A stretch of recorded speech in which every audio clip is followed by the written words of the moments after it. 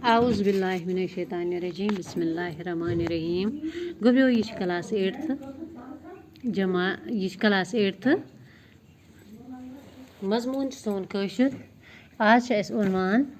अन पोश तेल ये वन पोश अमिक सवाल करें गोब्रियो अमिक सवाल कर वो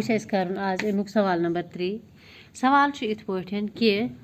ज़रूरी क्या नंबर 1 वनन हज रश करें नंबर 2 ज़्यादा खुद ज़्यादा कुल नवरावन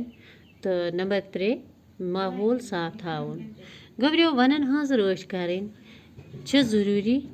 one on Diwan Vernon हंद gun तो बड़ोदार मूलदार कुल रुदवन पानस अंदर शप्रवित वरियस आब कलन तो नागन डंज थावान वन जानवारन हुन मालन वन सिव चारवायन खेन दिवान वन जमीनुक हुसन हुर्रावान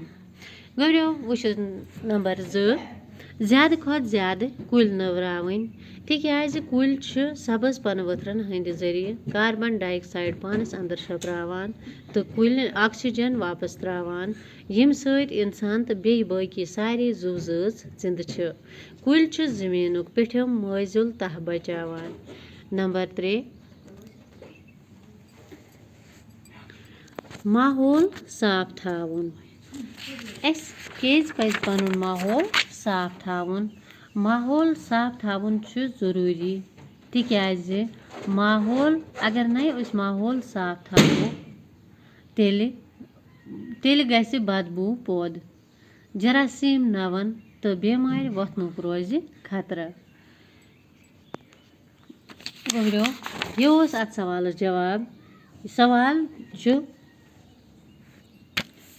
सवाल किताब पे लिखित सवाल नंबर 3 यह लिखियो तुम पन्नी कॉपी पे इथे पे मे तुम लिखित थोमो तो हेक्यो यम पे वुचित तो अमि मत सतन पान ती किताब मज यह षानित